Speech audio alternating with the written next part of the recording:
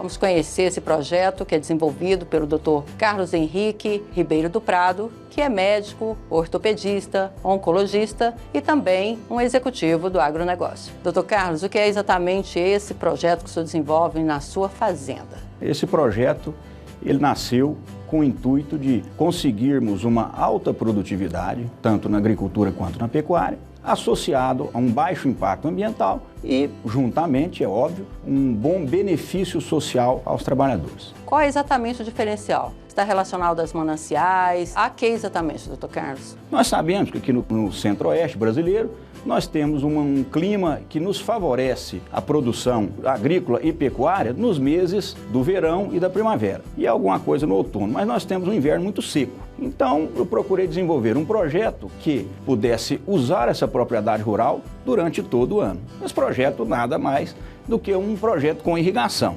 Porém, o sistema de irrigação no centro-oeste, ele passa por algumas dificuldades nos últimos 15 anos. Nós temos uma enorme dificuldade em contratar demandas de energia elétrica. Essa dificuldade de energia elétrica que o Brasil tem passado me fez pesquisar e procurar um caminho alternativo. Eu pudesse produzir com igual eficiência ou melhor, um caminho que eu não agredisse o meio ambiente, e é óbvio que os meus companheiros, trabalhadores que estão comigo no nosso negócio, pudessem ter um emprego o ano inteiro, não fossem apenas safristas. O projeto já está provado, não é uma pesquisa, já é um fato. Então eu desenvolvi um projeto em que a gente consegue viabilizar esses pivôs centrais com o uso de motores tocados a biodiesel. O biodiesel, produto brasileiro, genuinamente brasileiro, ele é extremamente menos poluente do que o diesel convencional. E com a otimização desse projeto, da estrutura dos pivôs, nós conseguimos uma eficiência na condução da água, na irrigação,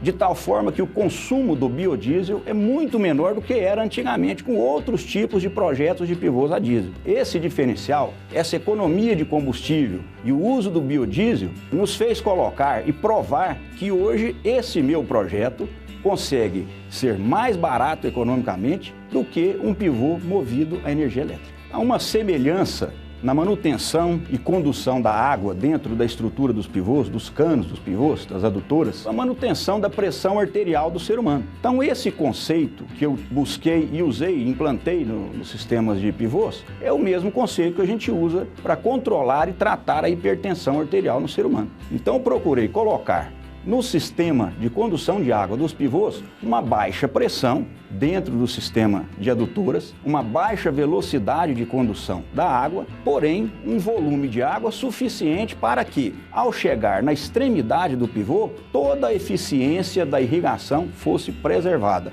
e até melhorada em relação a outros projetos de energia elétrica. Os projetos de energia elétrica costumam usar pressões mais altas dentro do sistema de adutoras, dentro do sistema de água, e velocidade de condução da água maior. O sistema que está sendo mostrado aqui é um sistema semelhante aos usados em qualquer barco de navio, em qualquer motor de navio, de embarcações, em que a água que resfria o motor sai da própria bomba, passa no sistema de trocador de calor e, sem ser contaminada, a água continua limpa, pronta para uso, ela retorna ao manancial e pode ser usada novamente para irrigação. O nosso sistema de pivôs talvez sejam as maiores lâminas de água, os maiores volumes de água que tem montado hoje no Centro-Oeste. Nós usamos um conjunto de motor e bomba para que, caso haja algum problema, no primeiro a gente possa usar o segundo sem nenhum risco, que é outra grande importância do sistema de irrigação.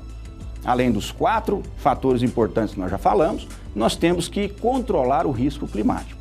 Se a gente tiver um problema com um sistema desse, a gente pode ficar 2 ou 3 dias sem conseguir irrigar a plantação. Mas se eu tenho 2 sistemas eficientes e baratos, montados, prontos para serem utilizados, o risco de, caso eu ter problema em um sistema, o outro sistema já está montado, basta mudar a chave e eu tenho a irrigação funcionando normalmente. Eu não perco sequer 1 hora de trabalho. Em relação aos mananciais, o nível da água, como que é nessa utilização dessa tecnologia? Procurei fazer um sistema em que a captação da água direta no manancial não prejudicasse o meio ambiente, não me levasse a desmatar esses mananciais, essa mata ao redor da cabeceira de água, eu pudesse usar a água em comum acordo com a natureza. Essa simbiose em que eu consigo utilizar bem do benefício da água que a natureza me oferece, porém não precise agredir a natureza para que eu faça o uso, é uma coisa maravilhosa, é uma coisa que nós temos que replicar isso aí, mostrar em outras propriedades que podem ser feitos o sistema de irrigação sem a construção de grandes mananciais, de grandes represas, sem a agressão do meio ambiente. Como que é a produção hoje com essa tecnologia? Quando se fala em um projeto de irrigação, nós conseguimos um controle do risco climático, porque você tem a água disponível para ser usada por qualquer falta de chuva, qualquer período de veranico, etc., que é muito comum no Centro-Oeste, em qualquer lugar do mundo. Então, à medida que eu tenho um controle maior, com menor risco, um risco mínimo de safra, o seguro rural tende a ser mais barato, o problema de liquidez do agricultor e do pecuarista tende a ser menor, porque ele não vai passar por frustrações de safra. Às vezes ele investe milhões de reais em uma safra, vem uma falta de chuva, ele perde aquilo ali, o seguro cobre apenas parcialmente e ele fica sem um apoio. Se ele não tiver onde socorrer com mais recurso financeiro, ele vai passar em dificuldade. Então começa por isso aí. Então a gente tem a estabilidade na segurança financeira, além da estabilidade da produção. Nós não passamos por períodos sazonais de produção, nós temos a convicção de que, plantando aquela área, nós vamos colher aquela alta produtividade. Portanto, o primeiro benefício em termos de produtividade foi isso, um aumento da produtividade, uma segurança de que eu vou plantar e vou colher nas 3 safras do ano, durante todo o período. Não vou ter dificuldade nisso aí.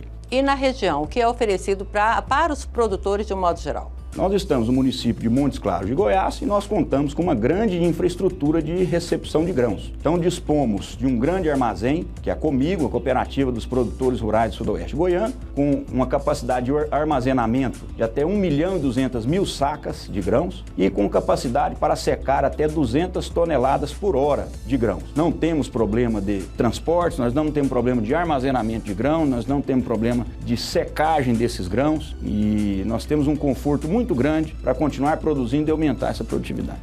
Então, resumindo, é um projeto que não é mais uma pesquisa, é um fato, ele já está implantado e já tenho prova, já está provado por várias assessorias que tenho que ele deu certo. É um projeto viável do ponto de vista ambiental, do ponto de vista de produtividade, do ponto de vista social, com a melhoria e estabilidade dos empregos, do ponto de vista financeiro, porque à medida que eu consigo melhorar a produtividade, diminuir o risco, tudo isso faz com que essa propriedade tenha um custo menor, uma produtividade maior, automaticamente mais lucro. À medida em que eu consigo aproveitar ao máximo a minha propriedade rural, que eu consigo aproveitá-la em 3 safras para o ano, eu transformo uma fazenda como se fosse 3 fazendas. Eu torno a minha área multiplicada por 3. Por quê? Nós não precisamos de mais terra.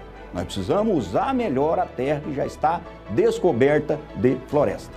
E esse projeto que nós estamos mostrando aqui é totalmente viável para ser aplicado na maior parte do território brasileiro.